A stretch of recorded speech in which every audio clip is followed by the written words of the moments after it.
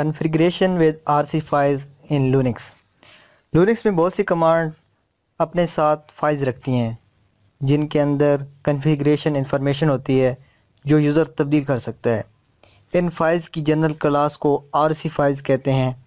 इनमें से बहुत सी फाइल्स के नाम के आखिर में आरसी आता है, इसलिए इनको आरसी फाइल्स कहते हैं, जैसे कि .exrc, .mailrc, .cshRC। ये तमाम डॉट फाइल्स हैं, यानी इनके नाम डॉट से शुरू होता है। किसी फ़ाइल के नाम डॉट से शुरू होने से ये फ़ायदा होता है कि नॉर्मल डायरेक्टरी लिस्टिंग के वक्त ये फ़ाइल नज़र नहीं आती, यानी कि जब हम $ls इस कमांड को इस्तेमाल करेंगे इन फाइल्स को देखने के लिए, तो ls कमांड के साथ हमें -a की ऑप्शन को इस्तेमाल करना पड़ेगा।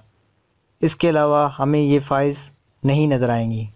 .exrc फाइल्स vi और ex एडिटर इस्तेमाल करते हैं।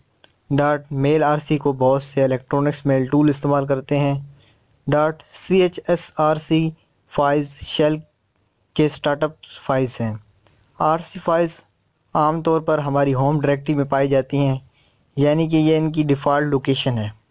शेल एनवायरनमेंट का हमारे सिस्टम को इस्तेमाल करने पर बहुत असर होता है। ये लॉगिन के वक्त शेल स्टार्टअप फाइल्स की मदद से शुरू होता है, और जैसे जैसे हम नए वेरिएबल्स बनाते हैं और पुराने वेरिएबल्स की वैल्यू तब्दील करते हैं तो ये बढ़ता जाता है।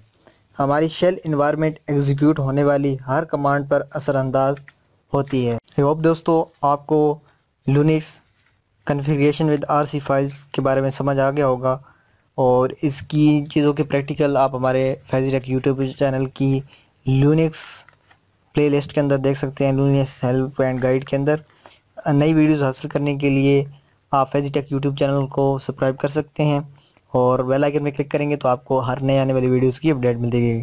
Thanks for watching. अल्लाह हाफिज़।